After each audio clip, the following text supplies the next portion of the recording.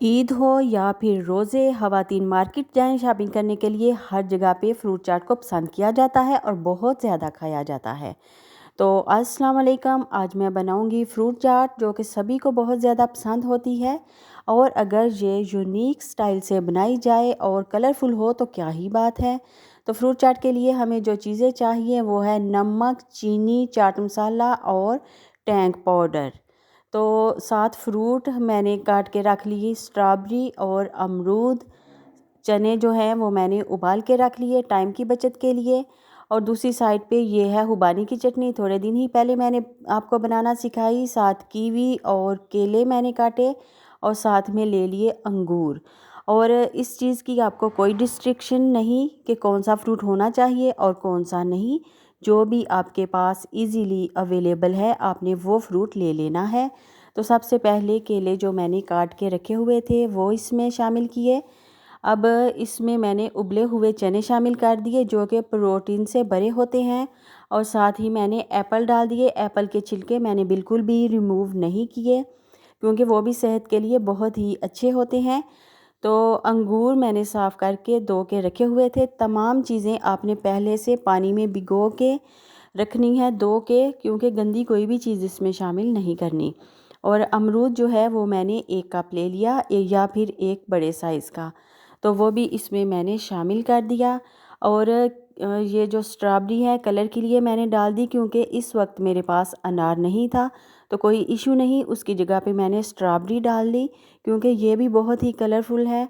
और साथ ही 2 बड़े साइज़ की कीवी जो है वो मैंने काट के इसमें शामिल कर दी। तो जो भी चीज़ें आपके घर में हों आप इसमें डाल सकते हैं।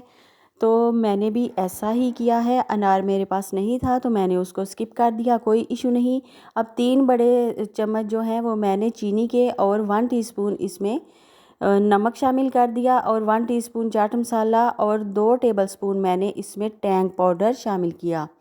टैंग पाउडर जो होता है वो बहुत ही मज़े का टेस्ट डेवलप करता है फ्रूट चाट में। ये मेरी फ्रूट चाट की एक ख़ास टिप है।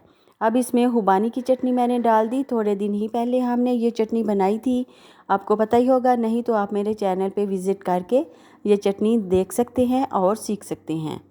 अब ये तमाम चीज़ें हमने कर लेनी है मिक्स अच्छी तरह से। तो जो जो फ्रूट बहुत ज़्यादा महंगा हो आप उसको छोड़ दें और जो आपको आसानी से फ्रूट मिल जाए या फिर घर में जो चीज़ें भी हों आप उसी से काम चला सकते हैं। तो रोज़ा जब खोलना हो तो फ्रूट चाट बहुत अच्छी लगती है उस टाइम पे। तो ईद पे भी लोग फ्रूट चाट बनाते हैं, बहुत सारे लोग 9-10 बजे फ्रूट चाट बना लेते हैं। ये इतनी मज़े की होती है कि सभी बच्चे और बड़े इसको शौक़ से खाते हैं। तो मैंने तमाम चीज़ें इसमें शामिल कर दी हैं। अब इसको कर रही हूँ अच्छी तरह से मिक्स। तो पहले से मैंने कटिंग करके रख ली थी और चने भी उबाल लिए थे ताकि आपका ज़्यादा टाइम मैं नहीं लूँ और मज़ेदार सी ये रेसिपी जो है आपके साथ कर दूँ शेयर। अब मैं इसको एक बाउल में डाल दूँगी और मज़ेदार सी फ्रूट चाट जो है फटाफट से वो तैयार हो चुकी है।